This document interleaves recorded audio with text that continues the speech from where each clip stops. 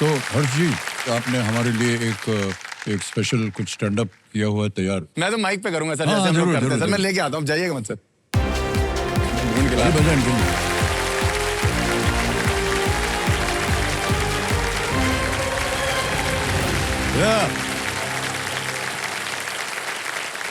क्या बात है सर, जो अभी अभी सोच रहे हैं। चलिए ठीक है सर, जैसा कि आपने बोला कि आपने हमारा बहुत काम देखा हुआ है सर, ये बात सच है?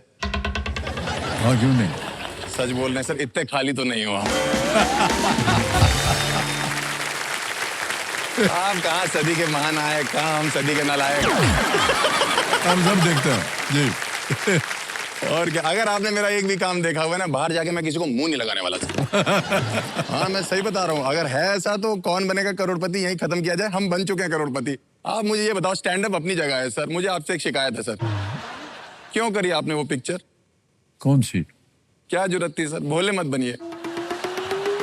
इंडिया के बच्चों को सिर्फ 2 ही पिक्चरों से डराया जाता है, रात में वीराना से और दिन में बागबान से।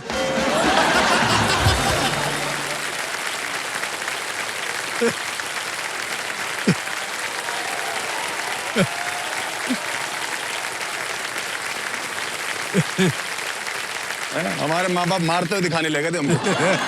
हमने कहा अभी तो पिक्चर देखी नहीं, तब इतना मारे, देखने के बाद तो खत्म कर देंगे। लेकिन हाँ सर, और क्या। हमारे घर में उसके बाद बागबान टेस्ट चालू हो गया। उसी रात को पिक्चर देखे आए, पिताजी हमारे जबरदस्ती फालतू बातें कर रहे हैं हमसे, हैं कि तुम्हारी नजर तो प्रॉपर्टी पे है, तुम्हारी नजर इस घर पे है। मैंने कहा रेंट पे रहते हैं हम।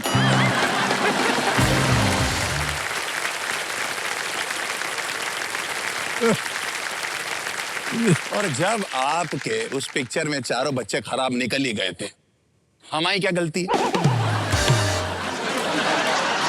हम लोग इतने सालों से सह रहे हैं। और आप सोचो, आपका नाम अमिताभ बच्चन है, आपके चारों बच्चे अगर खराब निकल सकते हैं, मेरे पिताजी का नाम बाबूलाल है।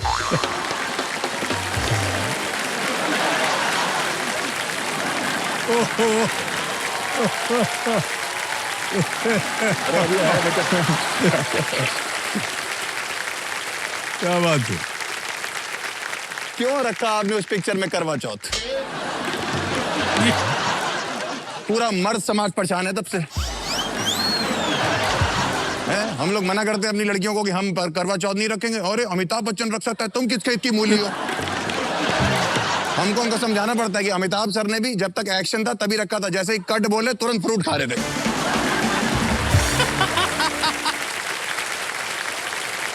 क्या बात है। आप सर इतने बड़े सुपरस्टार हो, ये तो बताने की जरूरत नहीं। क्या पर्सनैलिटी है, मतलब भगवान की तरफ से क्या पर्सनैलिटी मिली है आपको? मतलब आप जब बाहर हो, आपके 2,500-3 हजार तो डुप्लीकेट घूम रहे हैं। हाँ मतलब आपकी हाइट वाले तो ठीक लगते हैं। मैंने कानपुर में 4.5 फीट का अमिताभ देखा।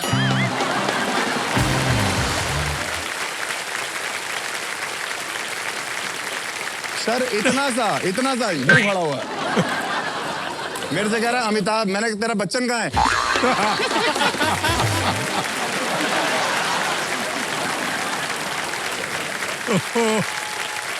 भगवान।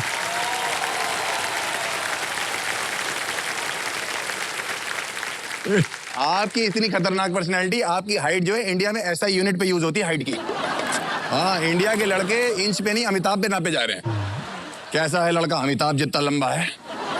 एकदम सेम कल्चर है सर। मैं आपको बताता हूँ, आपकी और जय जी की जो जोड़ी है ना सर, एकदम सेम मेरे माँ बाप की जैसी है। हाँ सही बता रहा हूँ, आपकी भी हाइट थोड़ी लंबी है, हमारे भी पिताजी मम्मी हमारी थोड़ी बटकी हैं, तो वो छोटी हाइट की हैं। तो जैसे कभी खुशी कभी गम में ऐसे जय मैम नहीं स्टूल पे चढ़ के आपकी टाई ठीक करती थी, सेम प्यार है सर। ओहो। पिक्चर देख के आई, स्टूल लगाया, ऊपर चढ़ी, गर्दन से पकड़ लिया।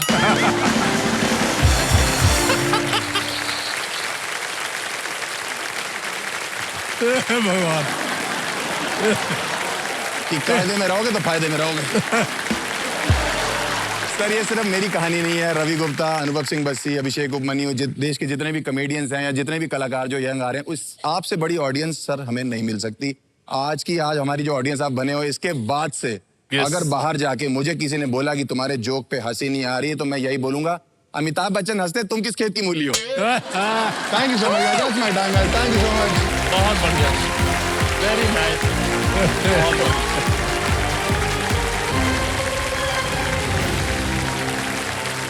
Thank you so much sir. Sir ये मत किया करो, गले लग जाए। Thank you so much, very good, come. बहुत बढ़िया, बहुत ही बढ़िया, मजा आ गया, मजा आ गया। Thank you, thank you, thank you, thank you. Ravi और हर्ष जी, बहुत बहुत धन्यवाद आप दोनों का। वो दोनों बहुत निराश बैठे हुए हैं, पाँव हिला रहे हैं कि उनकी बारी कब आएगी। तो उनको अब यहाँ पर हम आमंत्रित करते हैं आप दोनों को। और सर, आप वीआईपी सीट पे thank बैठे you. हैं। Thank you Big so much hand sir, for बहुत शुक्रिया Harsh sir, thank you so and much. Ravi. Sir ये मत, प्लीज, थैंक यू सर। तो एक All the way, Mike. एक जीतो दो जीतो, एक जीतो दो All the जीतो। best. Thank you. Good luck.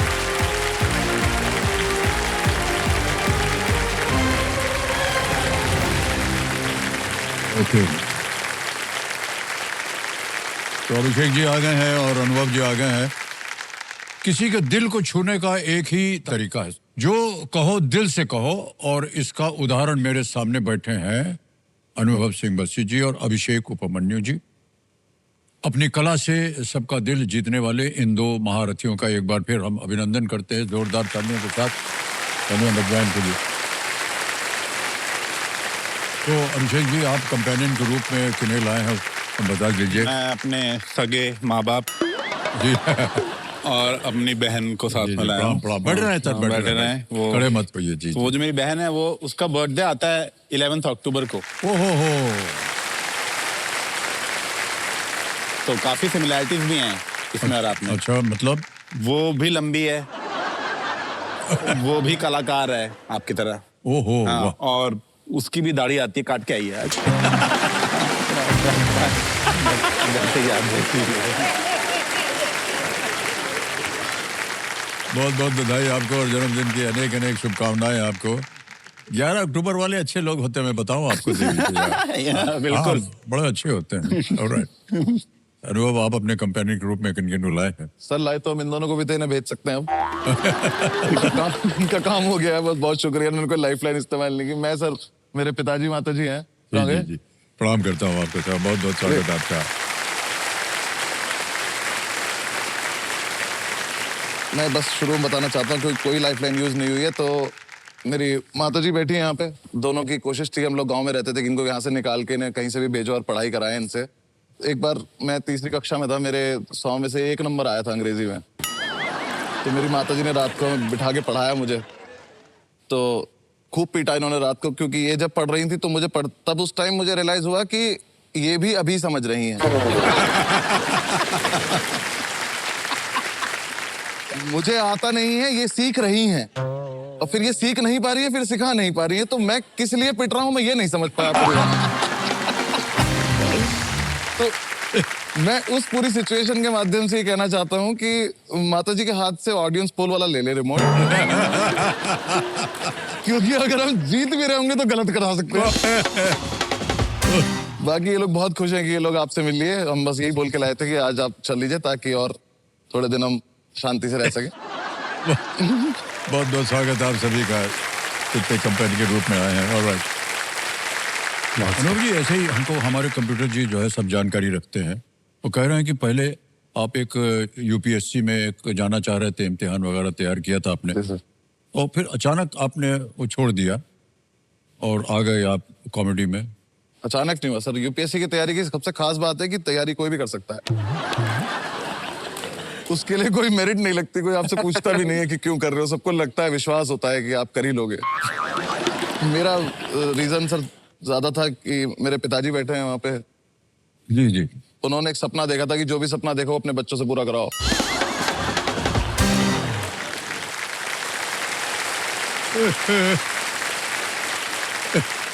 और मैं ये बोल भी इसलिए पा रहा हूँ क्योंकि पीछे बैठे, आगे नहीं बैठे। मेरी सिस्टर अधिकारी हैं, वो बन गई थी, तो मुझे लगा कि सेम जीन्स हैं तो ये परिवार में ही होगा। शायद पापा को मौका नहीं मिला, दीदी को मिला, उनका निकल गया पेपर, फिर मुझे मौका मिला। फिर मुझे पता चला कि जीन्स अलग अलग भी होते हैं। मुझसे नहीं निकला, मैंने काफी कोशिश करी अपनी तरफ से। फिर मुझे रियलाइजेशन लेकिन जल्दी हो गया 2 साल में। आपने अभी मेरा आंसर जेरॉक्स देख ही लिया होगा। तो इसलिए मैं फिर सर कॉमेडी में आ गया, क्योंकि मुझे लगा मजाक तो बाहर उड़ ही रही है, थोड़ा पैसा मिल जाए इस बात का तो ठीक रहेगा। और अभिषेक जी, हाँ जी। हमारे कंप्यूटर जी कह रहे हैं कम से कम 3 आपने नौकरियां थी वो छोड़ दी आपने और फिर आ गए आप इधर। हाँ सर, वो एक्चुअली देखो वो नजरिए की बात है। कुछ लोग कहते हैं छोड़ दी, मैं कहता हूँ निकाल दिया। और मेरी कोई गलती नहीं थी उसमें। ओके। गलती टोटली कंपनी वालों की थी, क्योंकि वो ना ऐसे मेरी नेगेटिव्स पे ज्यादा ध्यान देते थे। कह रहे हैं कि नहीं तुम टाइम पे नहीं आते, पर वो पॉजिटिव में देख रहे कि मैं जाता टाइम पे ही हूँ। तो ये अब आप टाइम से पहले भी चला जाता। 5 बजते ही मैं निकल जा रहा हूँ, पर ये कह रहे नहीं तुम आए 4 बजे थे। उसका क्या मतलब है? तो और जब उन्होंने मुझे निकाला भी तो काफी मतलब वो अच्छी कंपनियां थी, तो निकालते भी ऐसे निकालते हैं कि पता ही नहीं लगता कि निकालने के लिए बुला रहे हैं। इतनी प्यार से बात करें, उन्होंने मुझे बुलाया और पहले तारीफ करना शुरू कर रहे हैं, जो कि मैं अब सोच रहा हूँ तारीफ क्यों कर रहे थे जब निकालना ही था। कह रहे हैं आप इतनी अच्छी स्लाइड्स बनाते हैं अभिषेक, इतनी अच्छी स्लाइड्स है, मैं और मेरी बीवी मूवीज में आपकी स्लाइड्स ही देखते रहते हैं, पर प्रॉब्लम यह है कि आपने आज तक बनाई एक ही स्लाइड है। So the company has decided to let you go. मैंने कहा वेयर? शिमला घुमाता हूँ। कह नहीं आई एम सॉरी, आपको नौकरी छोड़नी पड़ेगी। मैं कहा सॉरी कोई बात नहीं, आप नौकरी वापस दो मैं माफ कर दूंगा। ऐसा